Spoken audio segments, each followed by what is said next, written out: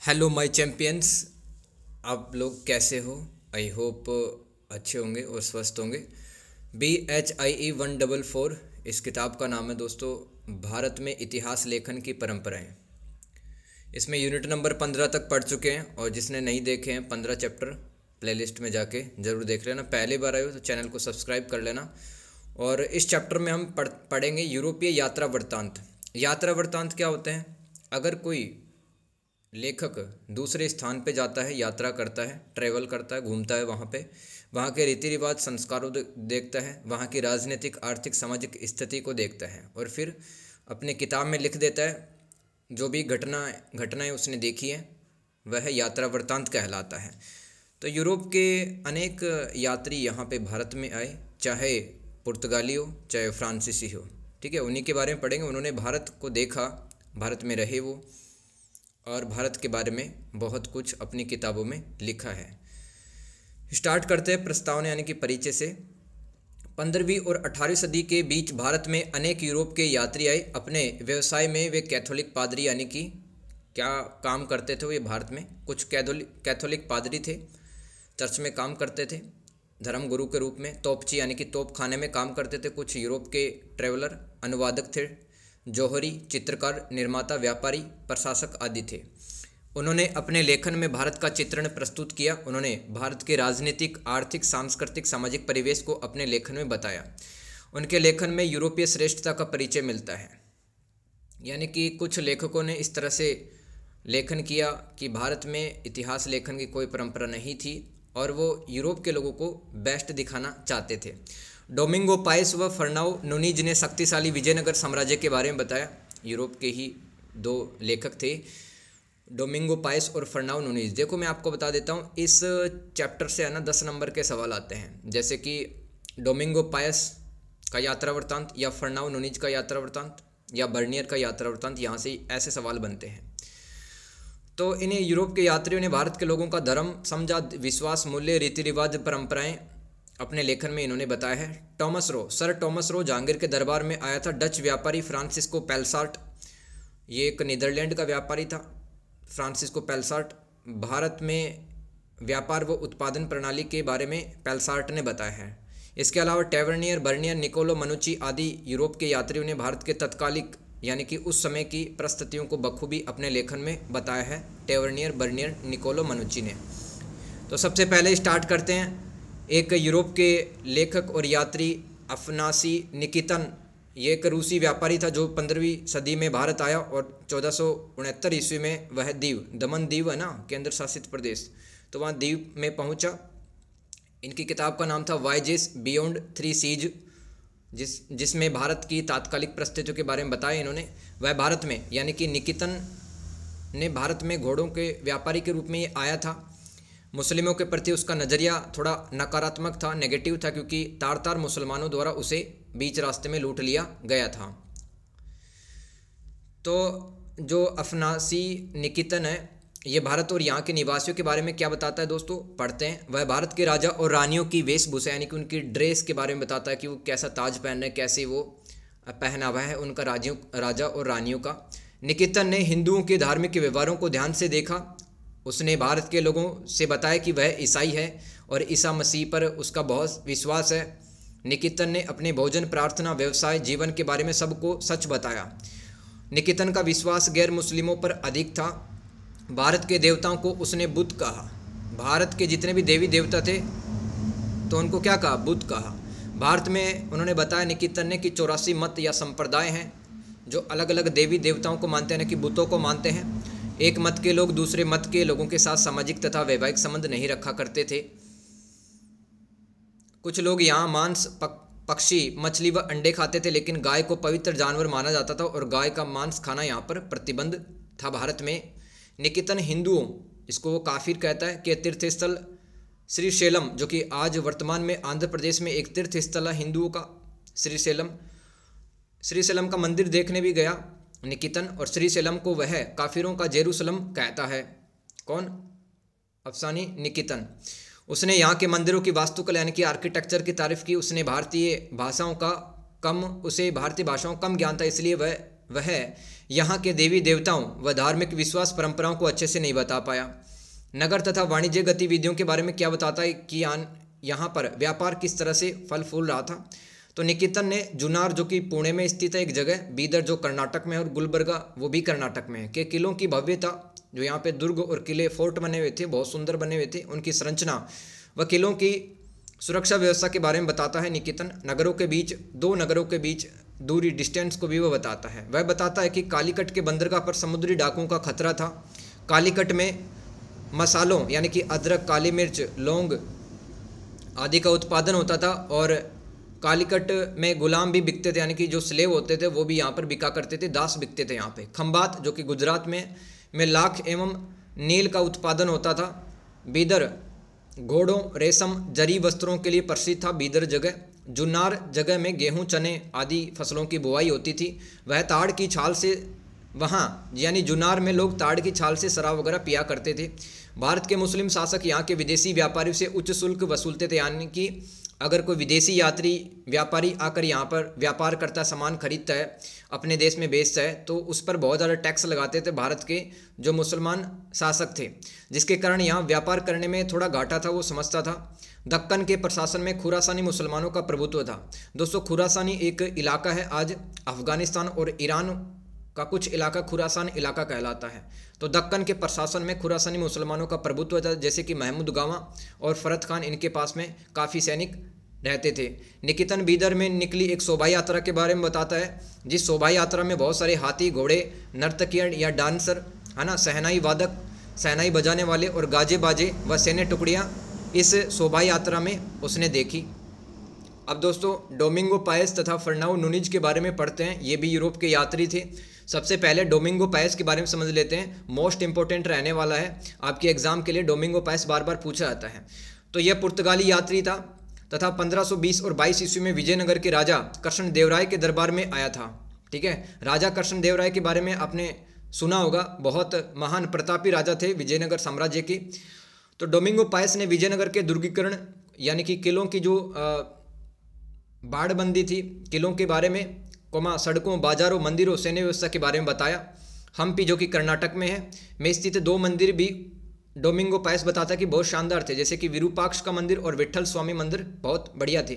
विजयनगर में महानवमी का जो त्यौहार है बड़े धूमधाम से मनाया जाता था। महानवमी का त्यौहार विजयनगर में काफ़ी फेमस था। डोमिंगो पायस ने विजयनगर की तुलना रोम से की, क्योंकि यहाँ पर बहुत बड़ी जनसंख्या रहती थी। यहाँ अनेक देशों के व्यापारी बहुमूल्य रत्नों और हीरों का व्यापार कर रहे थे। मूर लोग एक प्रकार के मुस्लिम हैं। मूर लोग राजा की सेवा किया करते थे।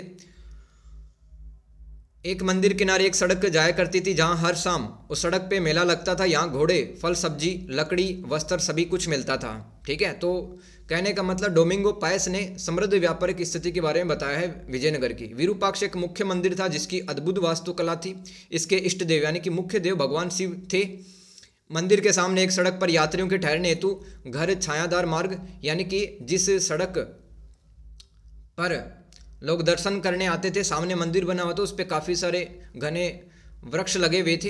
राजा का विश्राम स्थल यहाँ पे होता था, क्योंकि राजा पूजा करने आया करता था विजयनगर का राजा विरूपाक्ष मंदिर में। तो राजा के ठहरने के लिए विश्राम स्थल एक स्तंभ यानी कि एक खंभे पर स्त्री पुरुषों के चित्र और मिथकीय दृश्य उकेरे गए थे। मिथकीय दृश्य यानी कि मतलब रामायण और महाभारत के टाइम के जो मिथकीय सीन है वो उकेरे गए। दिए जो दीपक होते हैं, घी के दीपक, उनको जलाने की भी यहाँ पर व्यवस्था थी।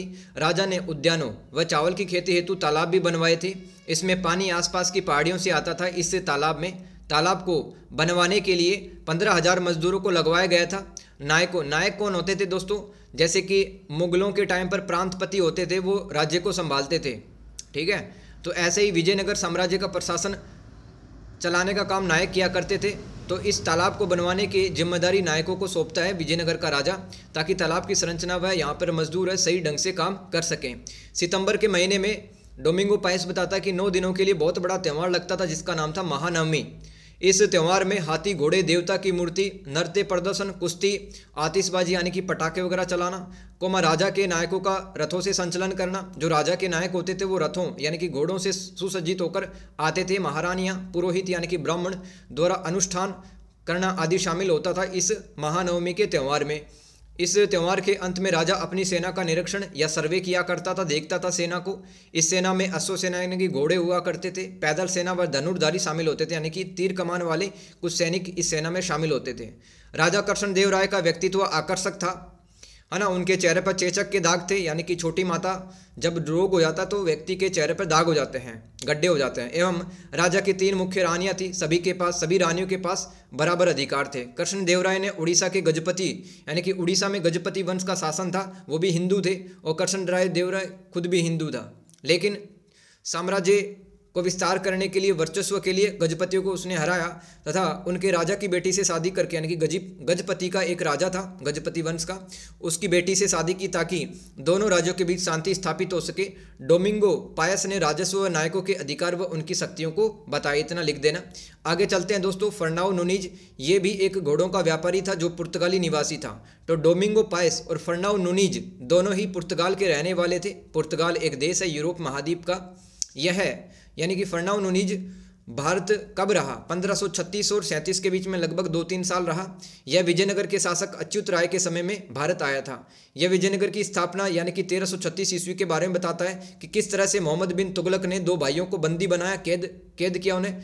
उन 2 भाइयों का नाम था हरिहर प्रथम और बुक्का राय प्रथम। तो इन भाइयों को कैद करके वो दिल्ली लेके आ गया, फिर इनको छोड़ दिया और वापस जब ये विजयनगर आए तो इन्होंने संगम वंश की स्थापना की तथा विजयनगर की भी स्थापना की।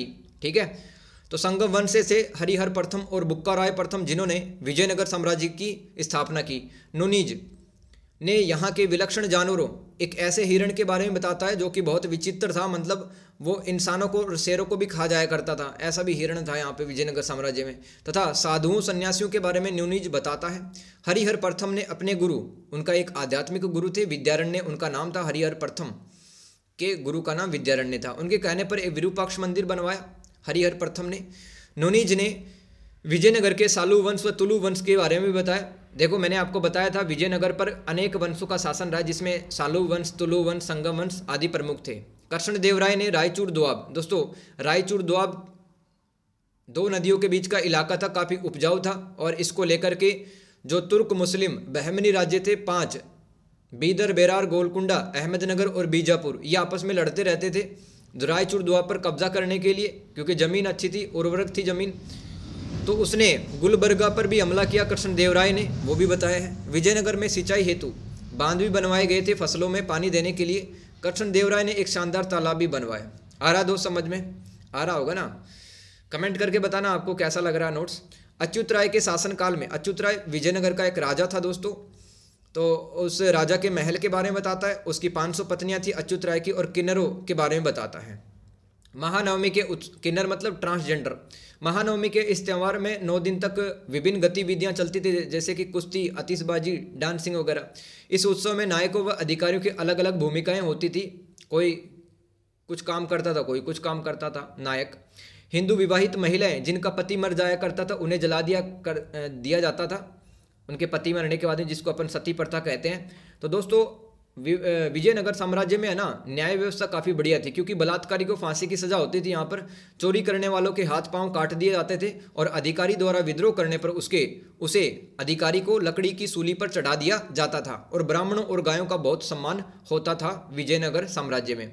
अब आगे चलते हैं दोस्तों, सर थॉमस रॉ के बारे में पढ़ते हैं। यह इंग्लैंड के राजा जेम्स प्रथम का एक दूत था, मतलब संदेशवाहक था जेम्स प्रथम का सर थॉमस रॉ। और दोस्तों यह है भारत 1615 ईस्वी में आया, जब जहांगीर का शासनकाल चल रहा था भारत में। Sir Thomas raw east India company के एक व्यापार समझौते हेतु जहांगीर से मिलने आए कि हमें कुछ छूट दे दो ताकि ईस्ट इंडिया कंपनी भारत में अपना व्यापार कर सके। यह 4 साल तक भारत रहा थॉमस रॉ।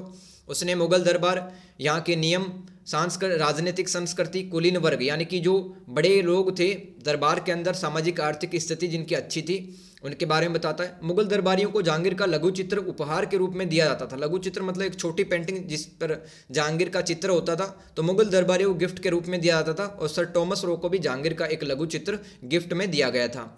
जहांगीर सभी धर्मों का सम्मान करता था, लेकिन वह धर्म परिवर्तन को पसंद नहीं करता था। ठीक है, वह पुर्तगाली पत्नी रखने की भी इच्छा रखता था। कौन? जहांगीर। ये बताता है सर थॉमस रॉ अपने लेखन में, अपनी किताबों में। जहांगीर जयपुर के पास, या राजस्थान की राजधानी है जयपुर, तो उसके पास एक भिक्षु यानी कि एक साधु संत से मिलता है जहांगीर, और बड़े प्रेम भाव और दया विनम्रता से मिला। और अंत में जो भिक्षु या जो संत था, जहांगीर ने कहा आप मेरे पिता समान हो, और उसे यह कहकर गले लगा लिया। यानी कि दोस्तों जहांगीर खुद मुस्लिम व्यक्ति था, लेकिन जो गैर मुस्लिम थे उनके प्रति भी वो मान सम्मान रखा करता था। जहांगीर शिकार का वितरण यानी कि शिकार से जो मांस मिलता था उसको गरीब लोगों में बंटवा दिया करता था। मुगल सम्राट जहांगीर का शाही जुलूस जब निकलता था, मतलब उसमें रथ, घोड़े, रानियाँ ये सब होती थी, और तो शाही महिलाएं यानी कि जो मुख्य रानियाँ हुआ करती थी वो झरोखे की खिड़कियों से बादशाह को देखा करती थी। ठीक है, देखो कभी राजस्थान के जयपुर में जाना हो तो हवा महल देख के आना, वहाँ पे खिड़कियाँ बनी हुई है 500 से अधिक, तो वो झरोखा कहलाता, जहाँ पर जो रानियाँ थी वो खिड़कियों से, विंडो से राजा को देखा करती थी जब वो जुलूस में निकलते थे। जहांगीर का जो आसन था वो सोने से जड़ा था, हाथियों पर हीरो व सोने की जरी वाले झंडे लहराते रहते थे, बड़े अट्रैक्टिव लगते थे ये हाथी जब चलते थे। हीरो व सोने की जरी वाले झंडे इन पे लगे हुए थे। ये हाथी जहांगीर को सलाम करते थे। जन्मदिन के बाद जहांगीर ने एक तुलादान समारोह यानी कि अपने जन्मदिन बर्थडे मनाने के बाद में जहांगीर ने एक तुलादान इवेंट आयोजित करवाया, जहां उसे हीरे, सोने, रत्नों, रेशम, जरी के कपड़ों और मसालों से तोला गया। यही तुलादान समारोह है। शराब का नशा दरबारियों के बीच में बढ़ गया था जहांगीर के टाइम पर, मतलब शराब वगैरह काफ़ी पीने लग गए थे लोग। और एक गुजेल खान नामक एक कमरा होता था, उसमें शराब पीकर जाना सख्त मना होता था। गुजेल खान नामक रूम में अगर कोई व्यक्ति इस रूम में प्रवेश करता था और उसने शराब पी रखी होती थी तो उसे कोड़े मारे जाते थे, और कोड़े इतने भयंकर होते थे दोस्तों कि शरीर में घाव हो जाते थे प्रत्येक कोड़े मारने पर। तो युद्ध में जाने से पहले बादशाह यानी कि जो जहांगीर है वो शस्त्र धारण करता था, है ना, मतलब जो भी भाले वगैरह, तीर कमान जो भी लेने उसे वो प्रॉपर उसका एक ड्रेसिंग सेंस होता था, शस्त्र धारण करता था। राज्य में शिविर भी लगते थे जहाँ पर हर प्रकार की दुकानें लगा करती थी शिविरों में। बादशाह जहांगीर के राज में खुर्रम शाहजहाँ को कहा जाता है, comma Noorjahan, comma Asaf Khan, comma Itimad Uddaula अपनी मनमर्जी करते थे, क्योंकि दोस्तों बादशाह जहांगीर इन पर प्रेम लुटाता था, इनको चाहता था सभी को। खुर्रम हर चीज़ पर अब नियंत्रण पाना चाहता था, वो चाहता था मैं ही अब जहांगीर के बाद में राजा बन जाऊं। जहांगीर पर उसकी पत्नी नूर महल जहांगीर की पत्नी थी, तो नूर महल का काफ़ी प्रभाव था जहांगीर पर। टॉमस रो नूर महल की आलोचना करते हुए कहता कि एक औरत हमेशा परेशानी की तरह होती है, मतलब नूर महल के बारे में ही बता रहा है कि जो औरत होती है ना वो हमेशा परेशानी की तरह होती है, वह सबसे बड़ा नशा व दुष्ट होती है, वह न तो स्वयं काम करती है और न ही उसमें कोई योग्यता होती है। तो नूर महल की आलोचना कर रहा है यहाँ पे जहांगीर। ठीक है, आगे चलते हैं, समझ में आ रहा होगा ना।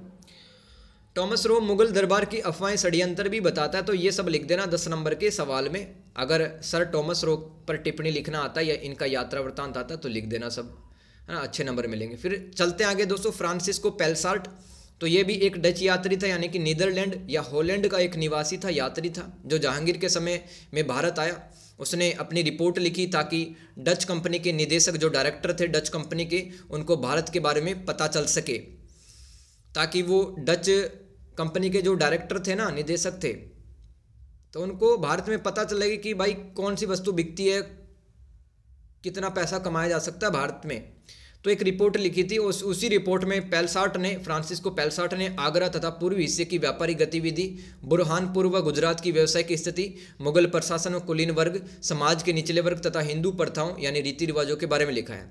गुजरात में वस्त्र उत्पादन के केंद्र हुआ करते थे।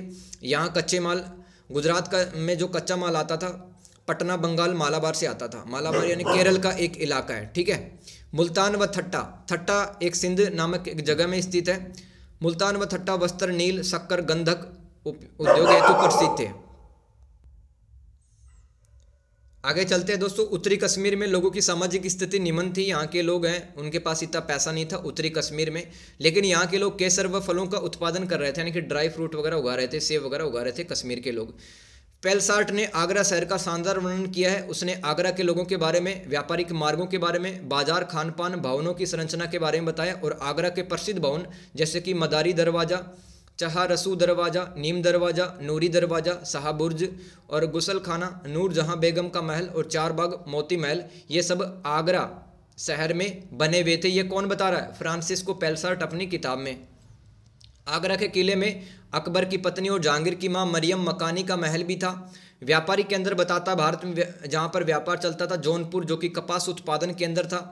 बनारस, यहाँ पर दोस्तों महिलाएं का एक ज्वेलरी होता है जिसका नाम होता कमरबंद, और पगड़ी, कपड़े, तांबे के बर्तन बनारस में मिलते थे। साथ में बेसिन तथा घर की जो उपयोग में आने वाली वस्तुएं हैं, है ना, जैसे बर्तन वगैरह बनारस में मिलती थी। अवध क्षेत्र में जो अयोध्या का क्षेत्र था, ठीक है, अयोध्या फैजाबाद वाला इलाका अवध कहलाता है। यहाँ पे मोटा कपड़ा मिलता था, बढ़िया वाला, बढ़िया क्वालिटी का। लखावर क्षेत्र में सफ़ेद कपड़ा मिलता था। पटना में रेशम मलमल का कपड़ा मिलता था। बंगाल मलमल के कपड़े के लिए फेमस था। तो ये कुछ व्यापारी केंद्र थे भारत के, जिस समय पर ये आपका फ्रांसिस्को पेलसार्ट भारत में आया था। आगे चलते हैं। आगरा में मसालों को बेचने हेतु लाया जाता था। आगरा में भारतीय व्यापारी डच व्यापारियों के साथ यहाँ पर कंपटीशन किया करते थे कि कौन सबसे ज़्यादा मुनाफा कमाएगा मसालों के व्यापार में। आगरा की बात चल रही है। और दोस्तों एक बयाना क्षेत्र है राजस्थान में ही, भरतपुर जिले में, वहाँ पर सबसे अच्छी नील मिलती थी। नील एक प्राकृतिक रंजक होता है जिससे कपड़े रंगे जाते हैं, एक नेचुरल डाई होता है नील। इसकी खेती होती है। इस फसल को जून में बोया जाता था और सर्दी शुरू होते ही काट लिया जाता था। वह समाज के निचले तबके की दयनीय स्थिति के बारे में बताता है। कौन? फ्रांसिस्को पेलसार्ट समाज के जो निम्न जाति के लोग थे उनकी दयनीय स्थिति के बारे में बताता है। इसमें दस्तकार यानी कि जो कुछ बना रहे थे, जैसे कि मूर्तियां बनाने वाले, बर्तन बनाने वाले दस्तकार कहलाते हैं। कोमा दुकानदार, नौकर शामिल थे। गवर्नर, कुलीन वर्ग, कोतवाल यानी कि जो थाना अधिकारी थे, इन दुकानदार नौकरों और दस्तकारों का शोषण करते थे। नौकरों से दिन भर काम करवाया जाता था और इन्हें समय पर मजदूरी नहीं मिलती थी। दुकानदारों का दस्तकारों से अधिक मान सम्मान होता था। दुकानदारों का रिस्पेक्ट अलग ही था, दस्तकारों से अच्छी स्थिति थी उनकी। कुलीन वर्ग मनमाना व्यवहार करके इन सभी को तंग करते थे, यानी कि दुकानदारों को, नौकरों को और दस्तकारों को कुलीन वर्ग तंग किया करता था। अब दोस्तों एक और यूरोप का यात्री देखते हैं, Jean Baptiste Tavernier. Jean Baptiste Tavernier, ये भी इंपॉर्टेंट आया हुआ सवाल है, याद करो 10 नंबर का। यह फ्रांस का यात्री था। यह पैसे से जोरी था, यानी कि दोस्तों हीरे, रत्न, है ना, माणिक्य वगैरह को जांचा परखा करता था, तो यह जोरी था। 17वीं सदी में यह सांझा के शासनकाल में आया। टेवर्नियर, उसने 1641 से 1667 के बीच भारत में 6 यात्राएं की। अपनी यात्रा में उन्होंने निम्न स्थानों की यात्राएं की थी, जैसे सूरत, बुरहानपुर, आगरा, ढाका, गोवा, गोलकुंडा, मसूलीपट्टनम, मद्रास, दौलताबाद, नांदेड़ आदि स्थानों की यात्रा टेवर्नियर ने की थी। टेवर्नियर ने गोलकुंडा व कोलूर की हीरे की खानों का दौरा किया, क्योंकि जोहरी था, हीरे वगैरह चाहिए होते थे इनको बेचने के लिए। उसने शाइस्ता खान को, औरंगजेब का मामा लगता था शाइस्ता खान को कीमती वस्तुएं बेची। टेवर्नियर जब भारत से गया तो काफ़ी अमीर हो गया था हीरे बेच बेच कर। घर लौटने पर फ्रांस के जो राजा लुई 14 थे, उन्होंने टेवर्नियर को उपाधि देकर सम्मान किया। इसने औरंगजेब व उसके कुलीन लोगों से मुलाकात की। उसने अपने कीमती रत्न औरंगजेब को बेच दिए। जहानाबाद में कुछ दिन बिताने के बाद वह आगरा चला गया। इसके बाद में सूरत लौट गया था। कौन? टेवर्नियर ने भारत में व्यापारियों, साहूकारों, जिसको अपन सेठ कहते हैं, वह सराफों द्वारा अपनाई गई तरकीबों को बताया था, किस तरह से ये लोग हैं व्यापार में मुनाफा, बेनिफिट कमा रहे थे, पैसा कमा रहे थे। सराफ कौन व्यक्ति होता, जो कि मुद्रा या करेंसी व कीमती धातु की शुद्धता की जांच करता था। ये सराफ व्यक्ति का काम होता था। सराफ मुद्रा विनिमय का काम भी बड़ी बखूबी से किया करता था, यानी कि एक्सचेंज का। जैसे कि कोई डॉलर लेके आया, एक एग्जाम्पल दे रहा हूँ, तो उसको भारतीय रुपये में बदलने का काम भी यह सराफ करता था। कुछ व्यापारी मसाले, कस्तूरी, नील, हाथी दांत का व्यापार करने में बड़े माहिर अथवा एक्सपर्ट थे।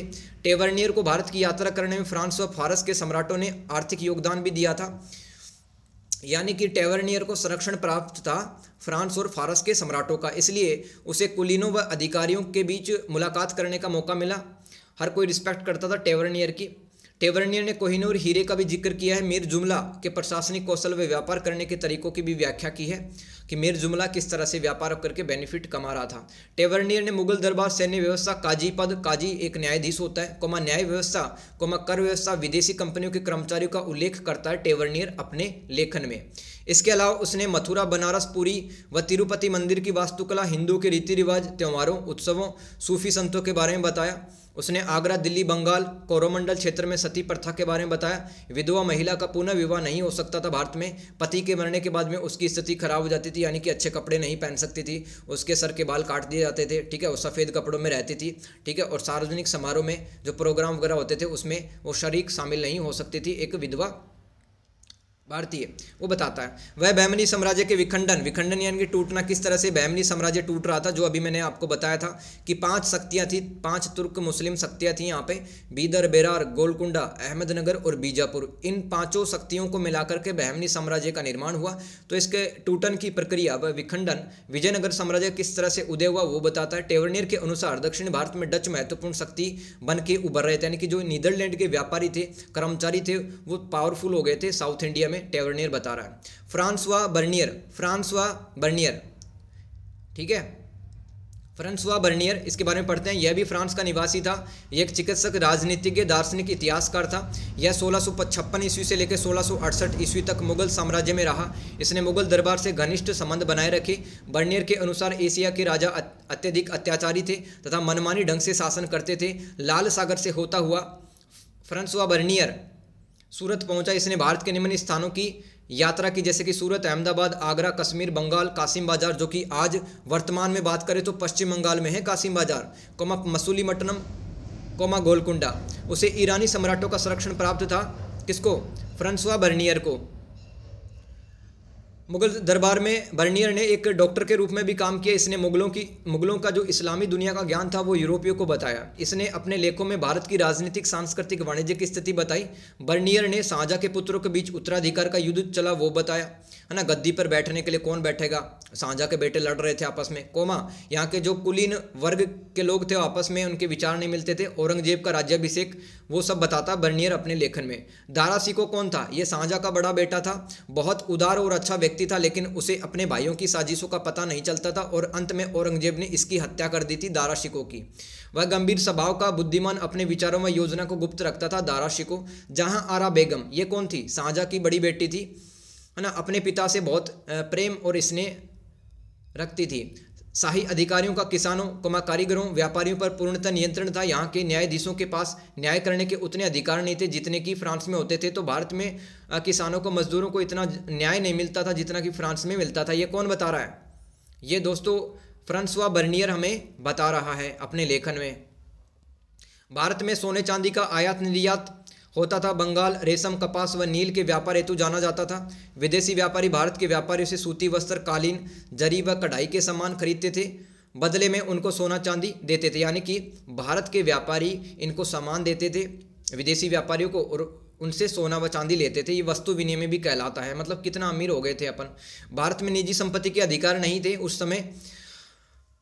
राजा साम्राज्य की समस्त भूमि का मालिक होता था। मुगल सम्राट अपने बेटों को संपत्ति से बेदखल कर सकता था। अगर कोई अमीर मर जाता था, अमीर मतलब यानी कि जिसके पास बहुत ज़्यादा पैसा हुआ करता था, है ना, वो जो राजा के कॉन्टेक्ट में रहता था, तो उसकी संपत्ति पर राज्य द्वारा मुतालिबा, एक प्रकार का बकाया लोन होता है, उस संपत्ति पर वसूला जाता था जो अमीर मर गया है, ठीक है। और शेष संपत्ति जो बचती थी राज्य द्वारा उसके परिजनों यानी कि घर वालों को लौटा दी जाती थी राज्य द्वारा।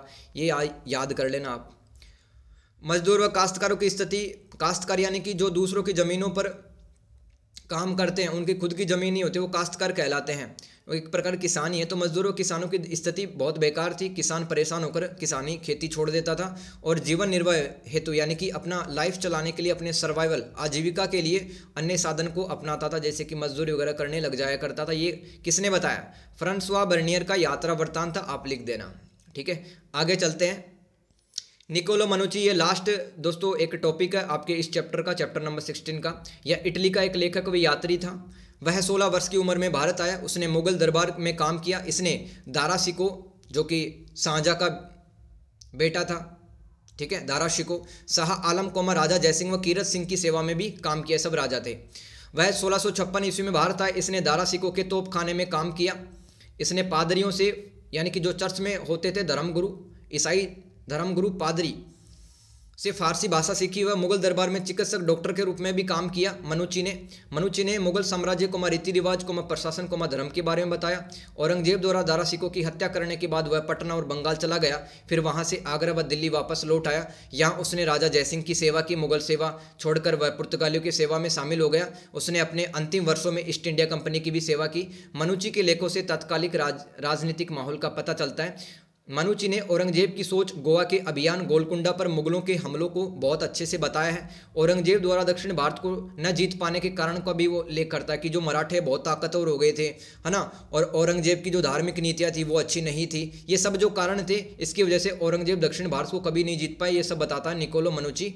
निकोलो मनुची ने ग्वालियर घराने की संगीत परंपराओं, पारसी समुदाय की धार्मिक मान्यताओं, वाणिज्यिक केंद्रों, अकबर का उदारवादी दृष्टिकोण, मीना बाजार, मुगल हरम आदि के बारे में महत्वपूर्ण जानकारी देता है। इसके अलावा मनुची ने मुगल भारत में अपने जीवन और हिंदू के साथ संपर्क को नकारात्मक ढांचे में परिभाषित किया, यानी कि वो लोग, मनुची जो था वो यहाँ के लोगों पर भरोसा नहीं करता था। इसके अनुसार भारत में ऐसे लोग नहीं मिलेंगे जिसकी बात पर भरोसा किया जा सकता है। अगर कोई यहाँ का व्यक्ति आपका सर्वश्रेष्ठ मित्र होने का दावा करता है, यानी कि मैं आपका बेस्ट फ्रेंड हूँ, अगर कोई भारत का व्यक्ति कहता है तो उसे सतर्कता, मतलब उससे सावधान रहने की जरूरत होगी, ये मनुची अपने लेखन में कहता है। तो मनुची हिंदू के धार्मिक विश्वासों, ईश्वर के संबंध में उनकी क्या राय है, क्या ओपिनियन है, ब्रह्मा, विष्णु, शिव भगवानों के बारे में बताता है, भारत के रीति रिवाज, शासन व्यवस्था की चर्चा करता है। मनुची यहाँ के बताता है कि मनुची राजा यहाँ के बहुत अत्याचारी होते हैं।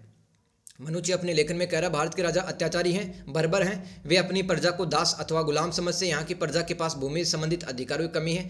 मुगल हरम, जहाँ पर मुगल हरम एक ऐसा स्थान, ऐसा महल होता था जहाँ पर मुगलों की रानियाँ, राजकुमारियाँ, दासियाँ, ठीक है, किन्नर, ये सब रहा करते थे। वह मुगल राजव्यवस्था पर जहाँ आरा जैसी शक्तिशाली महिलाओं का प्रभुत्व था, जहाँ आरा को सूरत बंदरगाह का राजस्व तथा उसे साल के 30 लाख रुपए फिक्स मिला करते थे, जहाँ आरा बहुत शक्तिशाली महिला थी मुगल हरम की। शाहजहाँ ने उसे बहुमूल्य रत्न और जवाहरात दिए थे, क्योंकि बेटी थी ना जहाँ आरा शाहजहाँ की। निकोलो मनुची एक विधवा नारी के साहस की प्रशंसा करते हुए सती प्रथा का वर्णन करता है कि किस तरह से एक लड़की है वो मरे हुए अपने पति को गोद में लेकर के जल जाती है, मतलब कितनी साहसी है। लेकिन लास्ट में वो कहता है कि कितना दुख तकलीफ होता होगा इस लड़की को, तो अंत में उसका ये जो सती प्रथा का विवरण है भयानक दुख में बदल जाता है। तो दोस्तों इस तरह से आपका ये चैप्टर खत्म होता। आई होप दोस्तों आपको समझ में आएगा। टेलीग्राम ग्रुप ज्वाइन कर लेना PDF वगैरह के लिए, ठीक है। थैंक यू सो मच, मिलते हैं नेक्स्ट चैप्टर में। इस किताब में 20 ही चैप्टर हैं, 4 चैप्टर और हमारे बच गए हैं, तो इसी तरह से अपन पढ़ते रहेंगे। Thank you so much. Comment करके आप बताना आपको कैसा लगा ये वीडियो। God bless you.